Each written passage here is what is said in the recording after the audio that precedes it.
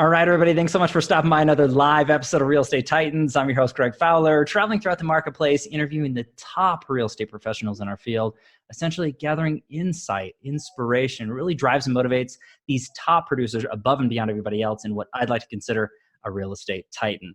Now, our very special guest and feature titan today, all the way from San Diego, California, Daniel Beer. Daniel, thank you so much for taking the time. It's an absolute honor and a thrill to have you on the show. Thanks, man. So I'm excited to be here. Yeah, this is super cool. I just can't wait to dive into the series of questions, get everybody to know you deeper as a man, as a professional, and really share you with the Titan Nation. So if you're ready to roll, Daniel, let's just jump into it. Let's do it, man. Shoot. Okay, cool. So starting with the first question, really getting to know you on a personal basis, tell everybody just a little bit about yourself. I'm in San Diego. I was actually born in Mexico City. So were my parents and grandparents. Everyone before then came from overseas. Okay. But I was from Mexico City, grew up in San Diego, though, the majority of my life, since I was a little kid. So This is home. And I'm married with 3 kids. I've almost 6-year-old. I have 2-year-old twins, almost 3-year-old twins, actually, in a couple weeks. Oh, my gosh. And run this awesome business, man, in this crazy industry. I get to now help a lot. You know, one of the best things that's happened for me is I get to help so many other people now. Just make that transition from being a practitioner to really thinking about their business as a business person. There's a lot that has to happen in that journey, and it's a journey that not a lot of people actually embrace, surprisingly enough, because I find it to be incredibly fun and you know, but it's a challenge, and I think that a lot of people run into that challenge, and when I get to help them break through, it's rewarding for me. It's also what I really love to do. Yeah, that's about it. I have this real estate team in San Diego. We've been lucky enough to be honored by the likes of the Inc. 5000, 3 years now running, Wall Street Journal top 100 teams in the country. We're closing 200 million plus a year over the last number of years consecutively, and just looking to grow, man. So it'll be fun to be here in front of your audience. Thanks for having me. Yeah, I love it. And again, Daniel, that's giving everybody a good insight into the direction of what's going on. I want to rewind just a touch into the initial thought process of you getting into real estate. So what was your thought? Why did you decide to go into real estate? There's lots of different opportunities out there for really smart business professionals. And it's always interesting for the audience to understand what got you into the business in the first place. So what was it? I disliked my previous career. Okay. That's enough. it. We're largely an industry of people that dislike their previous career. Wow. I love it. You know, and unfortunately there's a very low barrier to entry, and just about anybody can go get a license. I suppose I benefited from that at some point, but not really, because I feel like I could have gotten my license even if it had been a little tougher. Right. And I got licensed. My dad was going to sell a house. I was 23 years old at the time. This is 15 years ago. Wow. And, you know, it's interesting because I get asked that question a lot, particularly anytime I'm doing anything like this. I get asked that question, and it's, you know, I have the same shitty answers as everybody else. You know, that's just the truth. It's a lot. I have a problem with how amateur the industry is as a result of, and as a condition of, how simple it is to literally go and deal with people's multi-$100,000 or multi-$100,000, if not multi-million-dollar assets. It's so much more difficult to become a beautician and do people's hair and makeup. Right. And by the way, I don't say that lightly, saying it's not an important profession or that it's not, you know, good work. And I bring that up because I know it's 1,600 hours of education. I have people in my circle of friends and family that are in that field. And it's important work. Having said that, it's just a little bit interesting how much more difficult it is to get into that field than this one. Right. When the consequences of them having a bad day at the office aren't nearly as catastrophic as a real estate agent annihilating somebody's retirement. Right. Well said. So, but there you go, man. That's how I got in the industry. Yeah. And Daniel, when you mentioned that, I mean, you're speaking to, you know, the audience that's in here, and there's a lot of people nodding their heads because the true pros are really paying attention to other true professionals. And that's the majority of our audience right here. And you know, the barrier to entry, as everybody knows, is low. And there's such a high turnover rate in the first year, and then year two, 80%, and then 90% plus in year one, year two. And I think that has something to do with it. If the threshold was higher, if it was more difficult, then I think that it would separate, I think, a level of professionalism and integrity to go and continue through to that first few years and really get through. And I think it would be better for everybody. But it's a constant problem, but the best of the best make it through. And hence that, you talked about 15 years in the biz. I mean, that's no short stint. So really it shows that level of integrity and commitment that you have and the reputation that you have with your clients and your team as growth. And that's a huge standpoint. And again, why I'm honored to have you on the show and dive a little bit deeper into it. So let's go into the next question into this. And I think this is a deeper dive into you as a man and a professional. It's the why question. Now I know that's thrown around a lot, what's your why, all these things, but really, truly, Daniel, if you could think about it, what gets you out of bed every morning and motivated to do what you do as long as you have to the level that you do it at? What is it? Yeah, I don't have like the story about how I grew up in the Soweto and like watched I don't have any crazy big story. Yeah. I like to win. I like business. I like to figure out this puzzle of how you put people together. And I'm not talking about buyers and sellers. I'm talking about how you put people together in an organization to all move in one direction on a continuous basis, quarter over quarter, year over year, in a changing business environment. I just enjoy it. I think it's fun. I like to make money. I like the things I can do with money. I like the people that I can help now that I have a little bit of it. Right. And I'm focused on making sure that I do, my dad gave us a better life than I think his parents gave him. I think it's my responsibility to leave my kids the same way. Wow.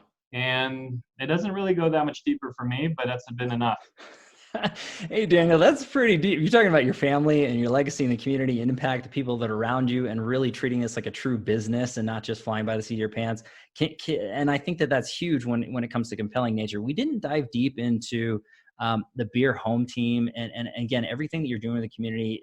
Is it all right if you talk a little bit about that for the audience, just to dive a little bit deeper into your business and your brand, that sort of thing?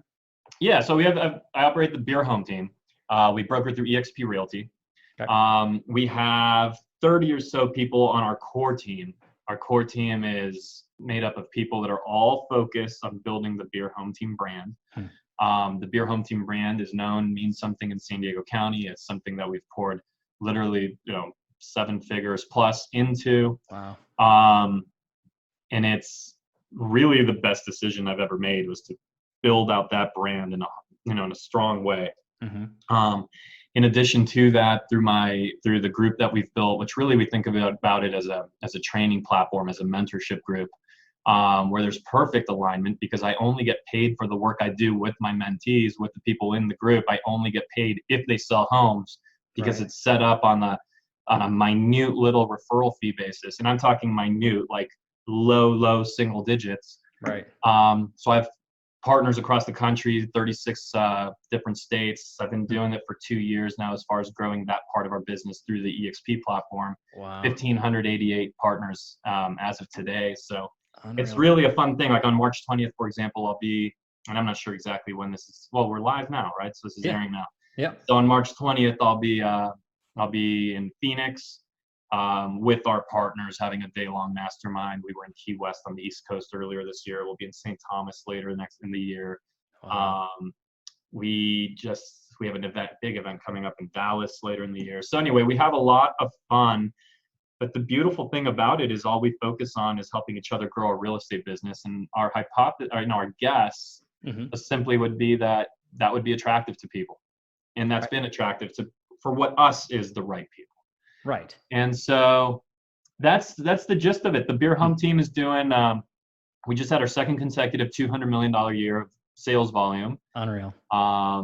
This year, the goal is to sell 404 homes. And that should put us right at about 300 million in production. Okay. So it's fun. We were awarded 1 year the number 1 team at all of eXp Realty. Wow. Our first year at eXp. The next year we were number 2. I believe we're still number 2. And I'm proud to be number 2 because the guy that beat us, he's a freaking beast in Houston that did 400 million last year. So I'm okay losing to that guy. Okay. Right. Yeah.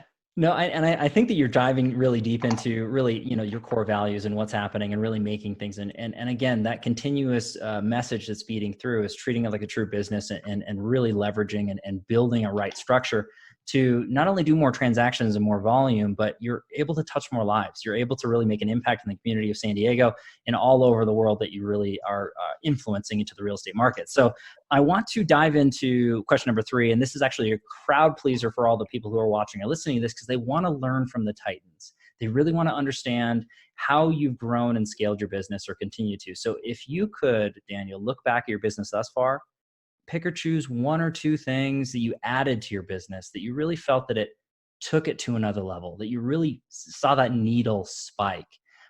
What's that look like for you? There's been several. Okay. Yeah. The first one was when I got real about having a predictable lead generation platform. Love it. That would create leads regardless, despite if dad's friend called and sold a house and needed like this, let that all go, which by the way, the marketplace forced that on me because the market crash came in 2008, 2009. Sure. And so when that goes away, number one was I built a true lead generation platform, and those today they're more popular, more common. In those days, they were very rare. Everybody had like glamour websites, right? Mm-hmm. And I tore that thing down and built a search site that forced registration and started to generate leads. Love it. Move forward. The point being is you have to have a lever you can pull on that is going to give you business. Correct. Most agents, when you're starting, you're going to trade time for money, and that's okay. You're going to trade time for money. You need to then take that cash that's being generated. Of course, you have to live on it and save and all that. But the part of that cash needs to be invested back into the business, into something that over time will allow you to free your time. Okay, so it will allow you to free your time up, and instead you can have more marketing-based business, which is really trading money for more money instead of trading time for money. That's the kind of thing that could eventually lead to you being, on vacation for a month and come back home and find out that you sold 30 homes. Like that's the sort of thing that can happen when you do that consistently over time. Fantastic. But so the first was that. The second was stepping out of the buyer side of the business. And there came the day when I literally said, Brian, here you go. And I mean, here you go. Not here you go when I don't want to get to somebody. Not here you go when it's not like a really good buyer. Not here you go when it's not $1 million buyer. I mean, he worked with my brother that year on a purchase. Okay. Wow. Here you go. So what I did was I traded a percentage of my income, because it's not as if I wasn't getting paid on that business. Sure. I traded a percentage of my income. At the time it was 40%. For 100% of my time. Right. That is I'll take that deal every single day of the week. That's Agreed. And it was awesome for him. Yep. He went from something that he was enjoying far less and it was amazing for him. It was amazing for me, except for I was left with 40% less income. So what was the next thing is that freed me up with all my time. I went and built the listing side. Move forward, get to the point where I step out of that side, never 100% fully. I'll still go on a listing appointment from time to time now, particularly in my farm, but I'm always going with one of our agents now. I like to say that 100% of the opportunity in our business goes through the agency. And when I go, I don't like charge them more or anything like that. They still get paid as if I wasn't there, but I will go from time to time to an appointment. But in any case, when we got the ability to have listings signed, even if I am on that 1 month vacation, that was a huge bump in the business. Wow. And then when we started to get into really brand building with media, particularly radio was just a huge catalyst. But you have to be careful with it because we've also lost our ass a few times, and you have to have the exact right, perfect formula. And if you break the formula, what I found is you lose a lot of money. But we've also hit some home runs. So those are the times when, the business has consistently grown, but those are the times when it was like real lift. So yeah. Yeah, no, those are all huge ads and takeaways for everybody who's watching or listening to this. And from a true professional who's been there, done that, bought the t-shirt and then some. And I think that when you're looking at it from the standpoint is leveraging an automation is the crucial key. And that's the message that I kept hearing in my head as you were speaking is every part of your business and every stage that was going through, you looked at it and where was your highest and best use of time, right? Where was the highest and best use of your time as a lead, as a producer, an individual? And then where can you leverage with a true extension of yourself and that team and that brand, so that it frees up more of your time to do what you do best, to another level, to a higher level.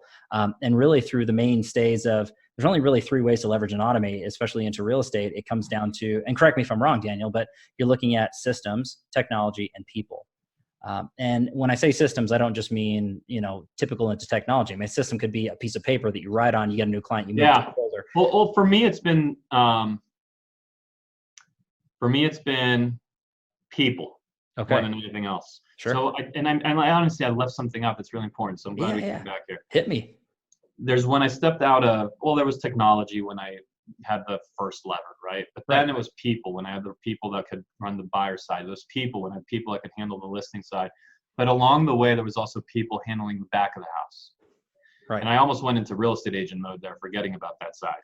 But we have the biggest investment, the biggest part of our overhead, the biggest thing that we spend money on from a W-2 perspective is people. Right. And the right people, when we're going to go and take over, say, hey, let's go with this new lead initiative, or let's go into this new farm, or let's do any of that.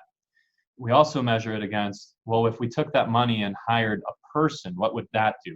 Sure. Because people have been some of the best return that we've ever had. I love right. it. The right people have, that first assistant, which gave lift to the company. So I could redo the whole story through people, right? When we, on the W-2 side of the business, love it. First assistant, that next one, but then, most agents will hire someone that they kind of have to tug up and pull with them because they're trying to hire kind of on the lower side of the scale. There's the time when I hired the person that I was like, oh my God, am I really going to do this? Like the person that had more capacity than me. Well, guess what happened? I paid double, triple, 2.5 times what I'd ever paid for somebody.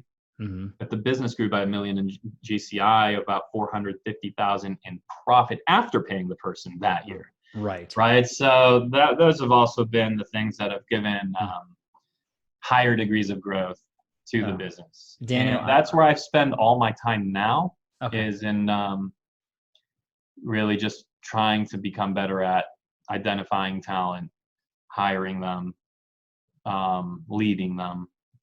But most importantly, when I say leading them, that sounds so not what I do on a day-to-day basis, because really what I've done is hired leaders. Right. So if you asked anybody in my organization, who's your boss, very few would say me. Wow. Most of them would say somebody else. And that's building. Great. Well, and that's truly, the humility and honesty and integrity of what you built and what continue to build. And you had mentioned something that I absolutely love, that there's the best of the best really recognize this and understand it, is when you're bringing on that right person, that right system or technology, no matter what the cost is, when it is the right message and it is the right item for that particular avenue, you should be dramatically increasing your revenue. And it's interesting when somebody is not in that mindset. When you haven't done that before, it's scary. It's like, I'm spending this amount of money, I'm doing this, and it's always the opposite. If it's the right person, no matter what you're spending, you're going to increase your money as long as it's the right thing. Accidents happen, things happen, I get that. But there's two things that a lot of real estate agents don't understand. One is that all employees, including W-2 employees, are on commission. They're all on commission. Well, where does our income come from? It comes from commission. Right. Okay, so all we do is generate commission. And so when we're paying employees, they're on commission. Yes, they might be on a salary of X amount of thousands, right? But they need to be held accountable to a return for the dollars paid for their position. And if it's not creating a return, then that's not a profitable position. It's not a position that you're going to find on the organizational chart for very long. Wow. So those are the two concepts. I just wrapped them into one. One is that employees, all W-2s, salaries, which agents are afraid of, they're actually some of the best investments we've ever made, and they're held accountable to a return. Love it. And you really should help them understand so that they can support the business the right way, so they could be proud and happy when those commissions are made. The right people, right, aren't ever like, oh, look at all that money you made, and I made. They have to understand so that they go that extra mile and do what has to be done to make sure that deal comes through and it's closed and the client's happy and we get the referral. They need to understand that they're on commission too. If commissions stop coming in, there's also no salaries, right? So they're on commission. Yeah, and I love that you mentioned that, Daniel. And again, these are true words of wisdom from an absolute top professional. So everybody, pause this, rewind it, take notes. This is huge information, Daniel, and truly, I appreciate you sharing a little bit of window into your life and experience, and with real estate specifics and how growing and scaling, and it never stops. But I do want to shift gears on the tone of this particular interview, and in this part of the series, it's the tricky part. It's the challenge question. So I'm not trying to throw zingers at anybody, but I think this is really important. We all deal with challenges, whether they're personal or professional challenges in our lives, and no one's exempt. Whether it's in the past, we're dealing with it now, or we haven't yet, but we will in the future. It's not so much what happens, but what we learn from, what we respond to, and what we can grow and share. So, Daniel, if you are comfortable sharing a personal or professional challenge that you dealt with, that you learned and overcame and became stronger because of it, what's that look like for you? Man, a personal professional. Yeah. So the first one that comes to mind for me is we got hyper focused on the KPIs, growth for the sake of growth. And did you get your numbers? Did you hit your calls? Did you this? Did you that? Like we got obsessed with growth simply for the sake of growth. And there could be a point where growth really becomes toxic if it's not for the right reasons. Now, don't get me wrong, I'd like to see this organization 5 times bigger. Sure. But we have to get there in the right rhythm, and we have to get there for the right reasons. Okay. Growth for the sake of growth and KPIing people to death is not a recipe that's going to last very long. So you start to lose some good people. Okay. Then you start to realize that you're building an organization that you yourself wouldn't want to be a part of. I mean, who wants to come in and be KPI'd to death? Right. So that was a lesson I had to learn. We lost some good people because of it. Right. And it's been a blessing. It's been a blessing since. And you know what really made it come together is a mentor of mine who's probably the most aggressive human being in every way you could think of.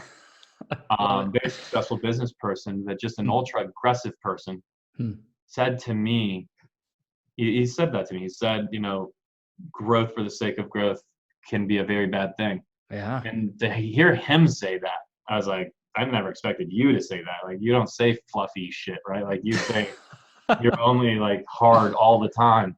I love it. So that just kind of brought it into focus. So that was something. Okay. Personal. I don't know, man. I don't know of any personal.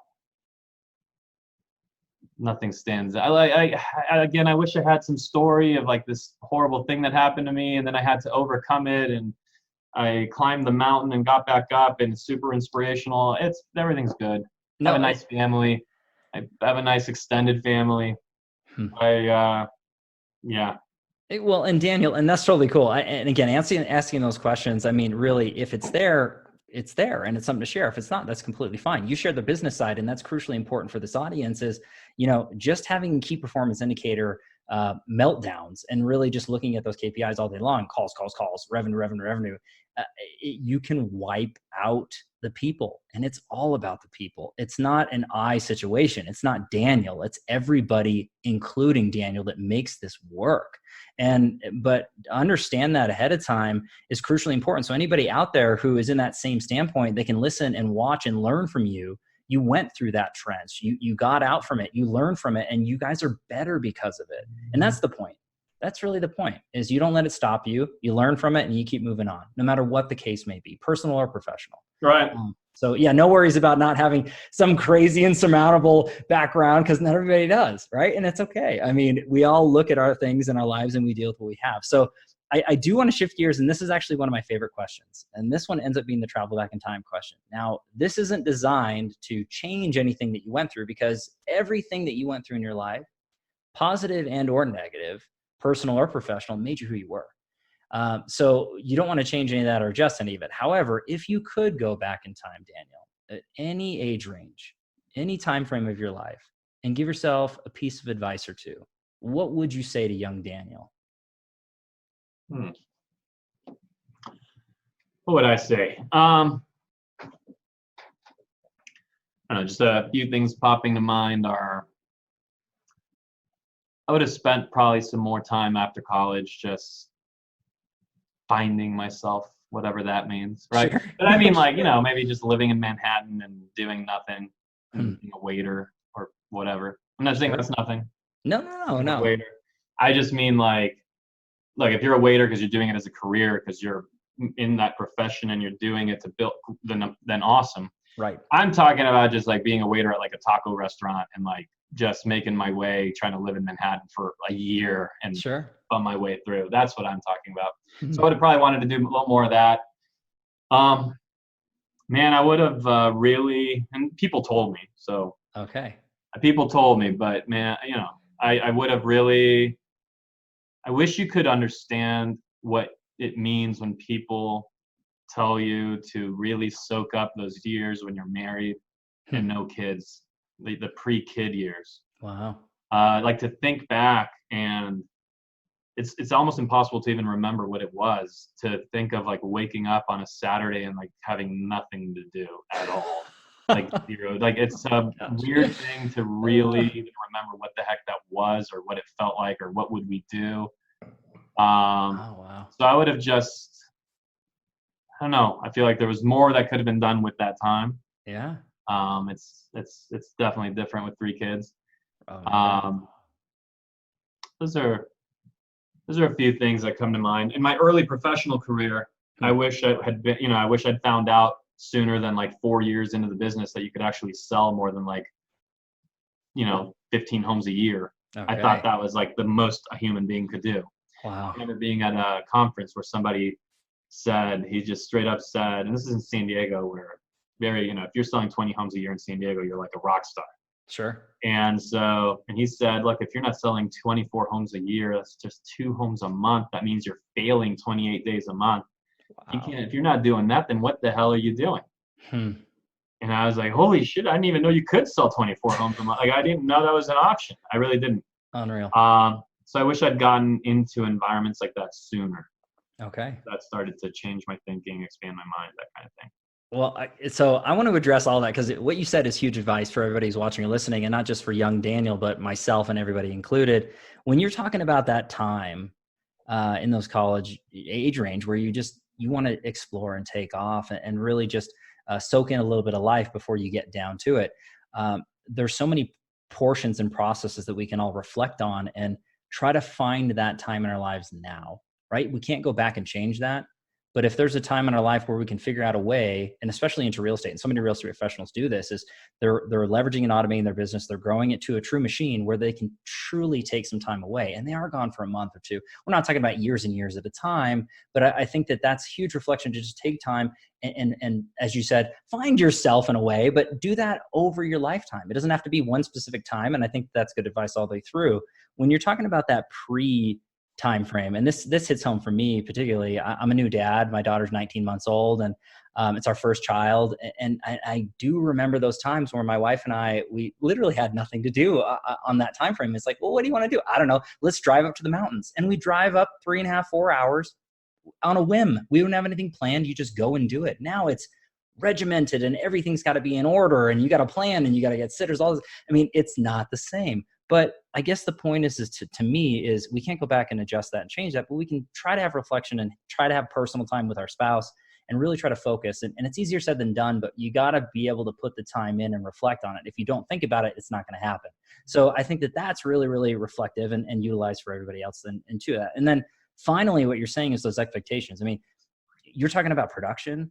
Daniel, that's huge advice and information because we set those expectations and boundaries on ourselves. I mean, if you want to go out and get it, you got to hit that. You got to set it. And I find that it's not so much the goals and the dreams that people aspire for and they actually really get and receive. People mainly hit their minimal threshold of what they'll accept. It's not so much the goals and dreams because everybody wants this and this and this, but there's only a level of acceptance that people go through. So at that time, your level of acceptance was like, well, shoot, I thought it was 15. Look at where you are now. Do you know what I mean? So your level of acceptance is like way higher. And I think that it comes down to the facet is that if you want to go get it and you're only stopping yourself, surrounding yourself with great people. I mean, all that is just huge nuggets, like weaving in. Hopefully everybody's feeling this energy from Daniel and really, really taking this to heart because this is huge stuff. This is really, really great. So I do want to shift gears onto this, and this is actually second crowd pleaser. And this is we only have 2 questions left. We're almost wrapped up. This one ends up being the feeding the mind question. So again, everybody who's watching or listening this particular series, they want to learn as the Titans learn. They want to grow intellectually as you guys do. So Daniel, if you could look back and, think about some books that you've read or are currently reading that inspire you, that you really enjoy, podcasts, influencers, coaches, how are you feeding your mind? So books that stand out for me are almost anything Dan Kennedy. Okay. I particularly No BS Time Management for Entrepreneurs, I think is the most important book he wrote. Love it. And it's a time management book, but it's actually a really great read. Just give it a chance and you'll see. And it made a number of things click for me that, again, were concepts we all agree with, all understand. But that book just made it really click, particularly the relationship between time and money. And, again, like, we can't expect to get paid $100 an hour if we could do $10 out. Like, right, we all know those things, but something about that book just made it sink, and really, like, from that moment on, I lived that way. It changed the way I behave. Wow. Man, what are some of the good books out there? I mean, there's been so many, right? I mean, back to the classics, right? Like Think and Grow Rich, and all those, and How to Win Friends and Influence People, and there's a lot out there. I tried to read a book, and honestly, I haven't been doing a great job of it recently. Okay. But for years, I just play a lot of golf. For years, what I would do is I just made sure I read a book every month. Okay. And I know there's some people that try to read a book every week. Right. Well, for me, that was too much. Sure. But if you put 12 good books in that, head of yours every year, that's a lot. And there's tons that will come from it. I spent years where all I would listen to, again, were podcasts when I was driving. And the thing I still do a ton of now, probably more or so now than ever before, is travel to different events, travel to masterminds and to lectures and to just any kind of environment where I might end up having dinner with people that are smarter than I am, so that I could, just take something with me. Wow. Really, it is difficult to learn to be. It is difficult to be in a rich learning environment and not take something home that's going to be worth a ton of money. Because if you're committed to what you do, if you've really, not if you just got into real estate and you're like kind of dabbling and maybe you'll stay and maybe you'll go. I'm talking like if you really make this what you do, or whatever profession you're in, if you really make it what you do and who you are, it's, you're going to be good at it. Right. And then if you're good at it, it's very difficult to learn something and not make money from it. So I spend a lot of time doing those things. Okay. The days of, for years and years, I think, everybody has to have a healthy obsession with success, with learning, with their industry. An obsession that might look unhealthy from the outside in, but you're healthy, you're doing okay. But like, we're really like, you're obsessed. You're not just into it, but you're obsessed. I don't really know. I know you're obsessed with what you do. Sure. Greg, and you and I haven't met anybody that's doing really well in any part of life that's not really into what they do. Agreed, 100%. So there were years, right, where I'd, hang out, have dinner, watch a show with my wife or whatever it might be. And once she was asleep, I'd be back up reading, right? Reading. So that's kind of what it looked like for a long time. Today, it really is just surrounding myself with people. Okay. And I read, but I just read a little less. Okay. Well, but you're getting it in the right ways. And even you mentioned golf. I mean, a lot of my buddies play. Actually read books on golf. Well, I'm healthily obsessed with that now. But that's a good thing. It's a release. But when it comes down to the true professionals that especially play a lot of golf and are successful at it, it's not just about the game itself. It's the people that you're with. And several Titans that have been on the series that are heavy into golfing, they bring extremely intelligent professionals with them, and they learn a lot on the course, and not just about the game, about life, about business, philosophy. So when you're talking about those real conversations, I think that's one of the best ways to learn. Masterminding groups, traveling around, going to conferences and really soaking that in, getting to dinners with those people that are smarter, different perspectives. That's huge. books are great, podcasts are great, but the message is that the best of the best, and you're a part of that group, Daniel, is you're always learning, you're always growing in some form or fashion. And the passion comes out, the dedication, and it's consistency and massive amounts of effort over long periods of time. It doesn't happen overnight. But if you put enough effort and time frame, as you said, I mean, one day you will wake up and it will be different.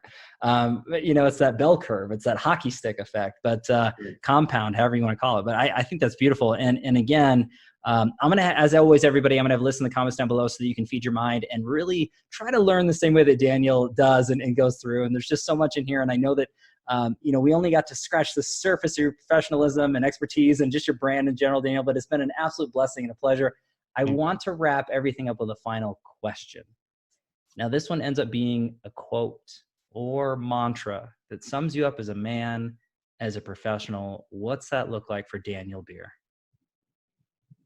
A quote or a mantra? You're exposing how not deep I am. Come on, that's not true. Quote or a mantra that sums me up as a professional. Man, I don't know. I'll use something that my guy John Cheplack uses all the time. Okay. Just because I used it with my sales team today in our sales meeting. Love it. And I think that something that I've been reasonably good at finding over time is just these little. This is John's quote, but it's just these little hinges that swing big doors. Wow. It's the use of language when you add this particular word or listen for this or omit that in the process of a negotiation, of a sale, of a discussion, of a recruitment, whatever it might be. Wow. Those little things, those subtle things, doesn't mean that if you didn't use them, you wouldn't sell houses. Right. But maybe you'd sell, instead of having sold 30 homes, you would sell 34 homes. And those 4 homes would be a great return. That's a lot of money for just having used or not used a particular word. So I look for and make use of these small, tiny little hinges that swing big doors. I love that. And not me. But Danny, you can take that to exactly what you've done your entire career and gone through, and obviously addressing and seeing those things and making those big doors move. And you wouldn't be where you're at today without that consistently happening. So I think that sums you up beautifully. I mean, off the cuff all the way through and through. I thought that was perfect. So, but who do you interview that's got like a quote ready to go? People are on it. Read my sheet. Did you ask me that? I did. It's on the sheet. There's the sheet right there. I didn't look at it. People are on that. Some people just are meme monsters and machines, and they just have them coming out of everywhere. But no, I thought that was beautiful. I really did. All right. From the bottom of my heart, I thought everything was absolutely fantastic, and your messaging was super clear and crisp and really motivational to the people that are out there to really accelerate their business, to really grow and scale. And that's this audience right here. So I can't thank you enough for taking the time. I know you're super busy. Appreciate you, man. You're an official real estate titan, my friend. So I want to say that for sure and sure. And again, everybody out there, from the bottom of my heart, thank you so much for your time and attention. As always, your love and support. If you like what we're doing at Real Estate Titans, don't forget to like and subscribe everywhere that we're at. Show some love to Daniel as well. Give the feedback on what your thoughts and questions and everything on this episode. I want to give a shout out to our sponsor, lionboltmedia.com. Check out their website at Lion Bolt Media. Very specific into growing and scaling your business digitally. Live every Tuesday and Friday afternoon, a different Titan, a different location. We'll catch everybody in the next live episode of Real Estate Titans. Take care. Thanks, Daniel. Yeah, man. Thank you.